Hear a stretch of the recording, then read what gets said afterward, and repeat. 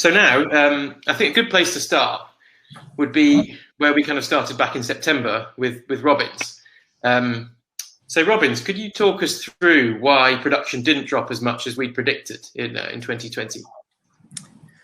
Well, I think the overview is very good, Tom. So it really sets the stage for this discussion. In May, when things locked down, we generally tend to overreact relative to how bad things would get. And it didn't get as bad as we thought. Asia did a really good job of controlling the disease and keeping farms open after a short closure of hatcheries, processing plants, etc. The second part of the equation was we really underestimated or overestimated what consumption that would be affected. So in the United States, we've actually seen an increase in consumption. And Europe and other countries, it did not affect the consumption. So we basically did not see a destruction in price of the shrimp. So with a good price and good controls on COVID in the production countries, there's been a strong rebound in the second half of the year. And in some cases, much stronger than we would have anticipated. As a result, the final numbers for the year are only off 5, 6, 7%. Again, the big story would be India and Ecuador. And if you're looking at shrimp production for export, you're really looking at India, Ecuador, Indonesia, Vietnam, and Thailand. India and Ecuador having been the biggest. India fell, but at the same time, Ecuador made up that fall with, in my opinion, an unexpected rise in shrimp production. So those balanced out. And the rest of Asian countries were off maybe 8 or 9%. And so as a result, the supply was much stronger than we had first thought it would be. But that was certainly supported by a stronger market than we thought might have occurred with the onset of COVID. Well, thanks, Robbins. Maybe now you could turn to give us, the kind of rationale behind your outlook for production in 2021, and focus on the Asian countries, and then we can kind of circle back to talk about Ecuador later on. Generally, I'm looking at long-term trends. So the trend for shrimp production has been an increase of 6 to 7% annually.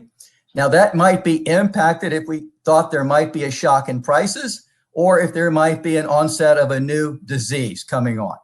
And neither of those cases are in effect here. So see no new disease on the horizon. That's not to say that we're without disease now, but those are background diseases. They're not new and significant relative to impacting production projections. And the market, again, the consumption is really going higher and higher. So seafood is becoming more and more popular. So with popularization of seafood and no new disease on the horizon, I would basically say we were going to probably increase historically at a 5 to 10% increase over the world. And on a country by country basis, that pretty much holds. So if I just have to put a stamp down, I would increase it 5 to 10%, probably closer to the 10% than the 5%. Could you sort of drill down and give us some specifics on what you see happening in some of those major production countries this year? Well, India, I guess we'll discuss more in detail, but India has taken a dramatic drop of 25%. So of course, we're going to expect somewhat of a rebound there. The bottom is in. Now, the drop was a combination of COVID, and India's got some more of these background diseases, which may be increasing severity. But there should be a bounce back in India, although not fully back to where they peaked a couple of years ago. Thailand, again, we've got these nagging problems. And these problems, and again, with the prices staying stable, there's no great incentive for massive new investment in production. And so again, I think Thailand will increase at 5 to 10%. Vietnam historically has been very consistent at increasing 5, 10, 12%. And this year, I think they'll be closer to the 10 to 12% range than in previous years, as they are transforming technologies and the government does a good job of managing that industry. Ecuador, a very consistent grower, surprisingly consistent growing over the last 5-6 years. And so given their strong performance in the last half of this year, that is going to continue into next year. And so again, I would say that Ecuador could be certainly up 10% and probably up slightly more than 10% going forward. Indonesia, large resource base in Indonesia, underdeveloped.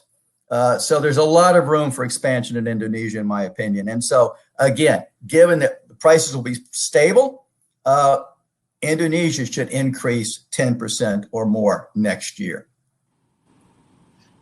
I think that's your country. Yeah, great. Thanks, Rob. That covers it. Thank you very much.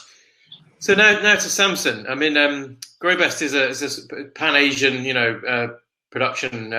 feed production company. So I thought maybe you could take us through, kind of your overview of what you see happening in the major production countries in 2021.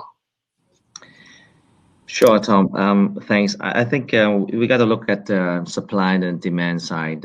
In Asia, most of the country are actually producing country, except China, probably with a net demand country and importing. So when we first experienced the COVID beginning of the year, especially Q1, China was the one actually who started. And then Q2, as we all know, I think in the other biggest demand country like US and EU were locking down. So I think the first half was pretty much hampering the demand side. And then, of course, coupled with the logistic disruption, we know that, even the exporting country or badly want to export, exporting was a challenge, even with the container and the sugar. So having said that, I think I would kind of agree that as a whole, 2020, shrimp as a preferred aquaculture protein we see the very, very strong demand overall in general. I think especially in US as well in Europe, the retail channel, as we know, that has been picking up very, very nicely, especially in the second half, when all the food services were kind of locked down or closed. At the end of the day, I think people still gotta eat, and they still prefer to eat. And if you Google on the recipe, there are a lot of recipes flying around. So people are trying to do a lot of home cooking. And if you look at also the fridge sales in last year, especially second half, there are many more households fridge capacity increase and sales going on. So we can imagine a lot of seafood and shrimp included has been picking up quite nicely in the second half of the year. With that, I think the producing country in Asia, for example, Vietnam has been a very nice portfolio with what they are producing and exporting country. They're very, very, very much balanced, not only to US or Europe, but also to high value-added consumer like Japan, Korea, and some to China as well. So they are exporting quite well at the end of the day, despite the fact, but we also see a slight reduction in Vietnam in terms of shrimp production. We are seeing somewhere around 5 to 10% reduction of the shrimp production. Thailand, very similar to Vietnam, also a nice portfolio and more on high value-added shrimp, but we see about the 10% reduction in general. Indonesia, actually, we're seeing that actually last year because of the network and sales channel to US, particularly to the retailers. I think perhaps they're the only one country as winning exporting country in Asia in 2020. We actually tend to believe that they are almost flat or even have a slight growth in Indonesia with their channeling to retailer in US. China is it's always difficult to read the number. The number set, input number as just showed is decreased. But the demand of shrimps inside China, the Chinese love seafood, particularly shrimp. The second half drop from the world for the frozen shrimp and due to the COVID packaging psychology impact has actually boosted domestic live shrimp demand and price, as you show. So we believe China, as a major shrimp eating country and importing country, we still believe that they will have strong growth over the years. So all in all, I think the one that who can have a good retailer channel, good exporting channel, somehow due to the COVID lockdown, I think some of the Asian countries also developed their domestic market to a certain extent. India is the last one that it dropped a lot in 2020. We were thinking about roughly also 20% due to COVID and also a lot of logistic disruption. But I think they will rebound very, very strongly with a lot of abundance of land and also low cost of production. And don't forget that also the exchange rate of Indian rupee has helped them a lot. There's been seeing very weak Indian rupee for some years, and it has not seems to be getting stronger. And still, I think that will help the Indian farmers a lot for export.